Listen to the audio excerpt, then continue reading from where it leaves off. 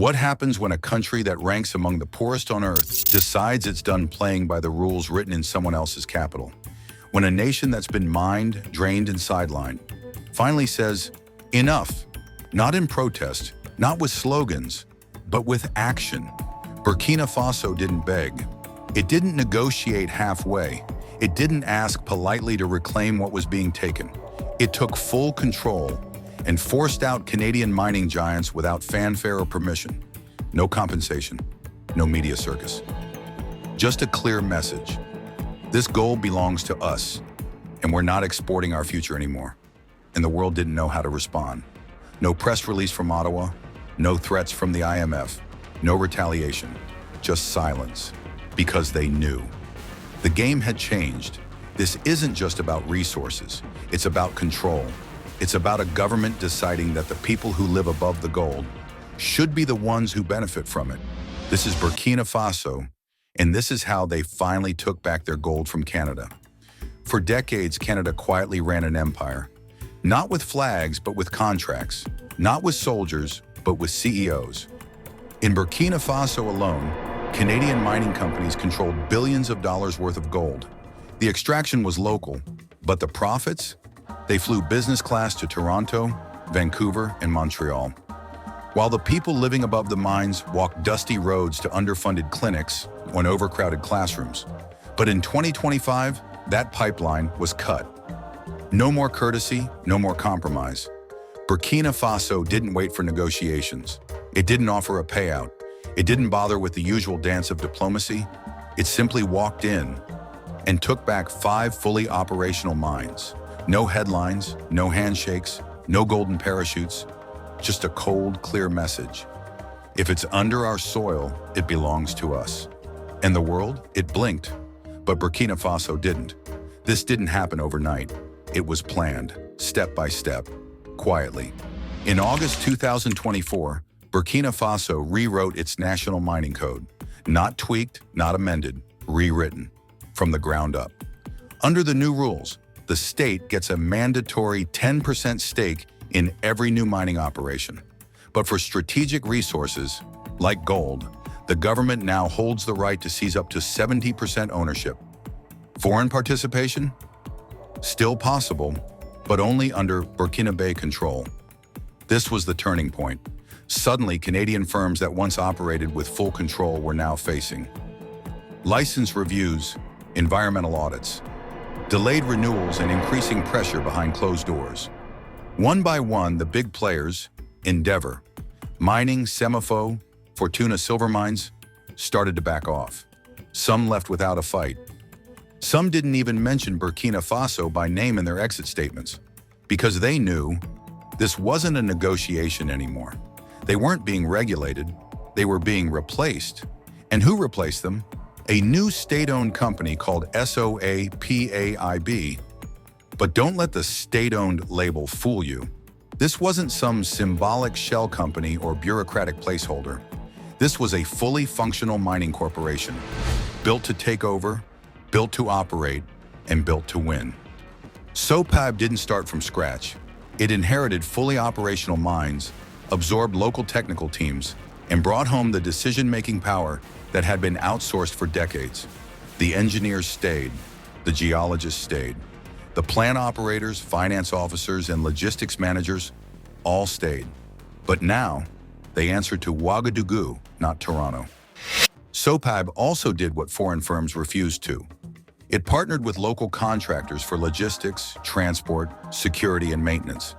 It pulled dozens of Burkinabé businesses into the mining value chain. Money that used to fund foreign pensions is now funding local paychecks. And production didn't slow down. In fact, gold output remained stable, and in some cases, it grew.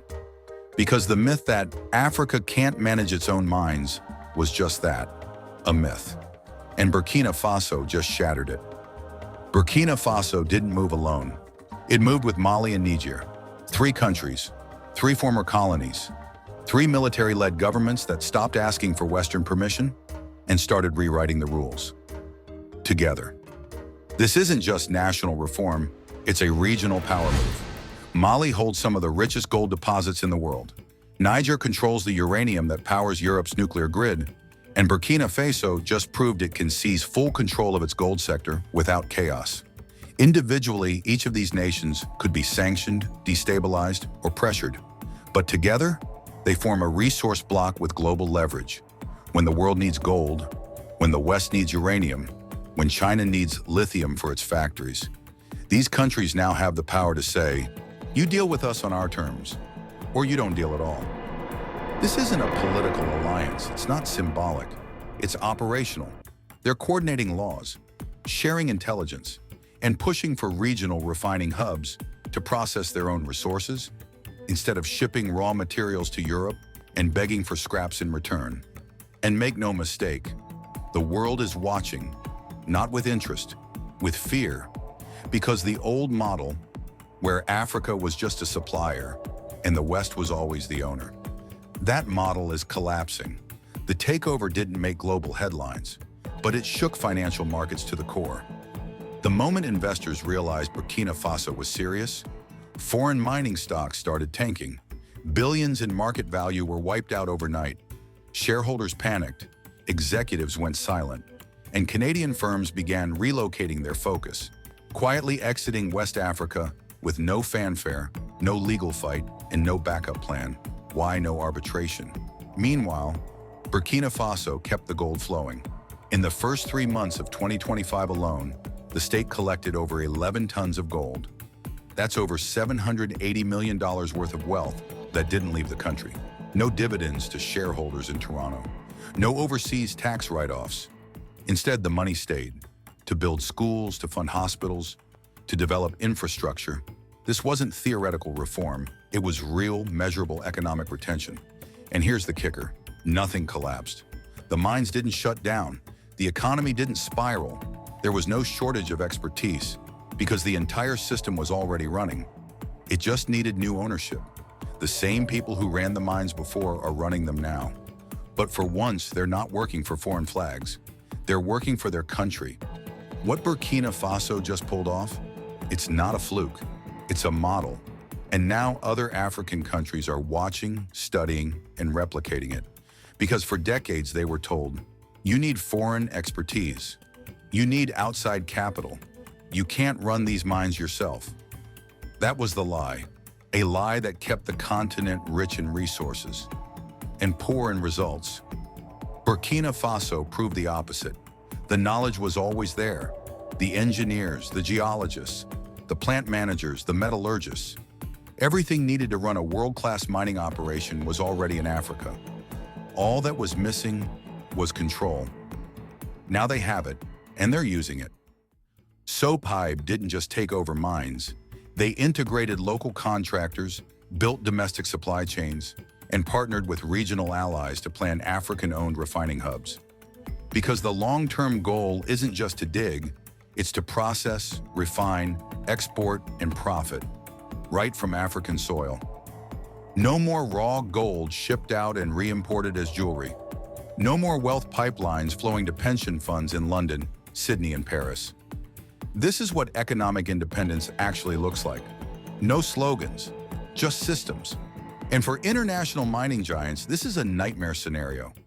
Because now they have to negotiate, not just with one defiant government, but with a rising continent that's finally setting its own terms. The age of passive extraction is ending. The playbook has changed, and the companies that built their empires on African soil, they're no longer untouchable. They're replaceable, just like they were in Burkina Faso. So the question is simple: who's next?